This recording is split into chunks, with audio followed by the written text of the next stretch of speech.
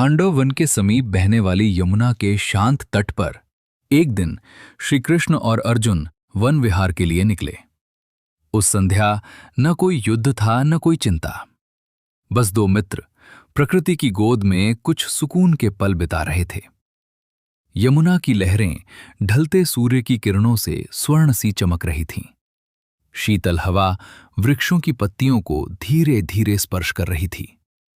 दूर पक्षियों का मधुर कलरव उस शांत वातावरण को और भी मनोहर बना रहा था। चलते चलते अर्जुन ने एक छोटा सा कंकर उठाया और मुस्कुराते हुए उसे यमुना की ओर उछाल दिया। कंकर पानी की सतह पर 1 2 3 कई बार उछलता हुआ दूर निकल गया। श्री कृष्ण मुस्कुराए। पार्थ, लगता है तुम्हारे हाथों को बिना लक्ष्य के चैन ही नहीं मिलता। अर्जुन भी हंस पड़े। क्या करूं, हाथ खाली हों तो ये अपने आप कोई निशाना ढूंढ ही लेते हैं। कुछ दूर आगे एक विशाल आम का वृक्ष दिखाई दिया। ऊंची डाल पर एक पका हुआ आम लटक रहा था। कृष्ण ने ऊपर देखा, फिर अर्जुन की ओर और मुस्कुराते हुए बोले, पार्थ, एक सहायता करोगे? अर्जुन हंसते हुए बोले, यदि फिर से बिना पेड़ पर चढ़े आम तोड़ने की इच्छा है तो इस बार मैं नहीं फंसने वाला। कृष्ण ने भोलेपन से मुस्कुराकर उनकी ओर देखा। अर्जुन ने जमीन से एक पतली सी सूखी टहनी उठाई और हल्के से उसे ऊपर उछाल दिया। टहनी सीधे आम से टकराई और पका हुआ आम सीधा श्री कृष्ण के हाथों में आ गिरा। दोनों मित्र जोर से हंस पड़े, लेकिन अगले ही क्षण वातावरण बदलने लगा। चलती हुई हवा मानो एकाएक थम गई। पेड़ों पर बैठे पक्षी घबराकर उड़ने लगे और चारों ओर एक अनजानी गर्माहट फैलने लगी। कृष्ण और अर्जुन ने एक साथ उसी दिशा में देखा। दूर से एक तेजस्वी ब्राह्मण धीरे धीरे उनकी ओर चला आ रहा था। उसके मुख पर अद्भुत तेज था, किंतु वर्षों की पीड़ा भी स्पष्ट दिखाई दे रही थी। वो दोनों के समीप पहुंचा और धीमे स्वर में बोला, हे कृष्ण, हे पार्थ, क्या तुम एक भूखे अतिथि की सहायता करोगे? वह ब्राह्मण धीरे धीरे उनके समीप आया। उसके मुख पर तेज था, किंतु आंखों में वर्षों की पीड़ा। श्री कृष्ण और अर्जुन ने आदरपूर्वक उनका स्वागत किया। ब्राह्मण बोले, मैं अत्यंत भूखा हूं, पर मुझे अन्न, फल या जल नहीं चाहिए। अर्जुन ने विनम्रता से पूछा, तो बताइए, आप क्या चाहते हैं? ब्राह्मण ने सीधे खांडव वन की ओर देखा, फिर बोले, मुझे संपूर्ण खांडव वन चाहिए। ये सुनकर अर्जुन आश्चर्यचकित रह गए। उन्होंने पूछा, यदि ऐसा है तो आप स्वयं उसे भस्म क्यों नहीं कर देते? ब्राह्मण बोले, प्राचीन काल में श्वेतकी नाम के एक प्रतापी राजा हुए। धर्म के प्रति उनकी आस्था अद्भुत थी। यज्ञ करना उनके जीवन का सबसे बड़ा व्रत बन चुका था। एक यज्ञ समाप्त होता तो दूसरा आरंभ हो जाता। समय बीतता गया। लगातार यज्ञों से ऋत्विज और ब्राह्मण थकने लगे। उन्होंने विनम्रता से कहा, राजन, अब हमसे ये संभव नहीं। ये सुनकर राजा शाजा श्वेतकी गहरे विचार में डूब गए। फिर उन्होंने निश्चय किया, यदि कोई मेरा यज्ञ पूर्ण नहीं करा सकता तो मैं स्वयं महादेव को प्रसन्न करूंगा। राजा श्वेतकी हिमालय में भगवान शंकर की कठोर तपस्या करने लगे। दीर्घकालीन तप से भगवान शंकर प्रसन्न हुए। वे प्रकट होकर बोले, राजन, वर मांगो। श्वेतकी ने हाथ जोड़कर कहा, प्रभो, यदि आप स्वयं मेरे यज्ञ में ऋत्विज बन जाएं तो मेरा मनोरथ पूर्ण हो जाएगा। भगवान शंकर मुस्कुराए, फिर बोले, राजन, यज्ञ कराना ब्राह्मणों का कर्म है। मैं स्वयं ये कार्य नहीं कर सकता, किंतु यदि तुम 12 वर्षों तक ब्रह्मचर्य का पालन करते हुए निरंतर घृत की आहुति दोगे तो तुम्हारी इच्छा अवश्य पूर्ण होगी। राजा श्वेतकी ने भगवान शंकर की आज्ञा स्वीकार कर ली। 12 वर्षों तक उन्होंने ब्रह्मचर्य का पालन किया और दिन रात निरंतर घृत की आहुति देते रहे। समय बीतता गया। राजा का तप और उनका संकल्प अटल बना रहा। 12 वर्ष पूर्ण होने पर भगवान शंकर ने अपना वचन निभाया। उन्होंने महर्षि दुर्वासा को आदेश दिया कि वे राजा श्वेतकी के यज्ञ का ऋत्विज बने। महर्षि दुर्वासा के मार्गदर्शन में वो महायज्ञ आरंभ हुआ, जो आगे चलकर एक ऐसी घटना का कारण बना जिसका प्रभाव अग्निदेव पर पड़ने वाला था। महर्षि दुर्वासा के नेतृत्व में राजा श्वेतकी का महायज्ञ निरंतर चलता रहा।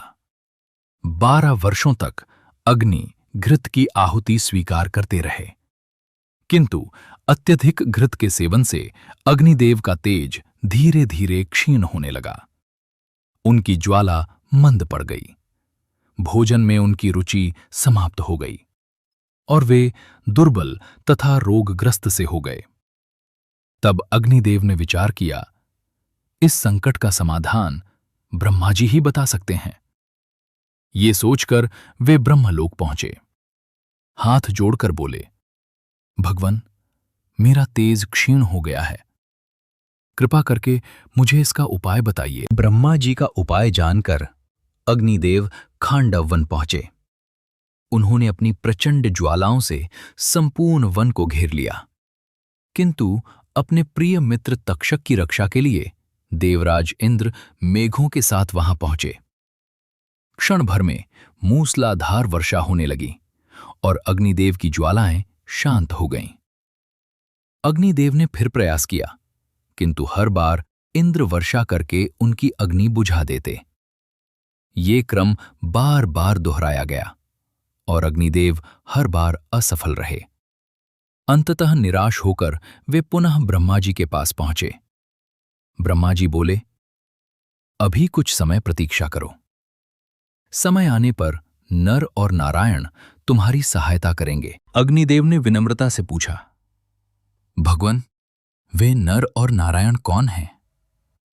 ब्रह्मा जी बोले, द्वापर युग में नर और नारायण श्री कृष्ण और अर्जुन के रूप में पृथ्वी पर साथ होंगे।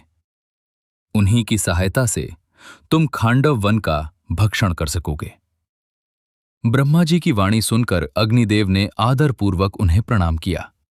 फिर वे उसी शुभ घड़ी इंटरसेक्शन की प्रतीक्षा करने लगे जब नर और नारायण एक साथ उनके सामने होंगे। वर्षों बाद वो प्रतीक्षा समाप्त हुई। आज यमुना के इसी शांत तट पर अग्निदेव उन दोनों के सामने खड़े थे। हे कृष्ण, हे पार्थ, इसीलिए मैं तुम दोनों से सहायता मांगने आया हूं। अग्निदेव की पूरी कथा सुनकर अर्जुन कुछ क्षण मौन रहे। फिर उन्होंने कहा, हे अग्निदेव, मैं आपकी सहायता अवश्य करूंगा, किंतु मेरे पास ऐसा धनुष नहीं है जो आपके कार्य के योग्य हो। मेरे बाण भी इतने नहीं हैं कि इंद्र की वर्षा को रोक सकूं, और मेरे पास ऐसा रथ भी नहीं जो उस युद्ध का भार सह सके। अर्जुन की बात सुनकर अग्निदेव ने शांत स्वर में कहा, यदि यही बाधा है तो उसका उपाय भी हो जाएगा। अर्जुन की बात सुनकर अग्निदेव बोले, पार्थ, तुम्हारी सभी आवश्यकताएं पूर्ण होंगी। इतना कहकर वे वरुण देव के पास पहुंचे। अग्निदेव ने उन्हें संपूर्ण वृत्तांत सुनाया। वरुण मुस्कुराए, फिर बोले, यदि ये कार्य नर के लिए है तो मैं उसे आवश्यक सभी दिव्य आयुध प्रदान करता हूं।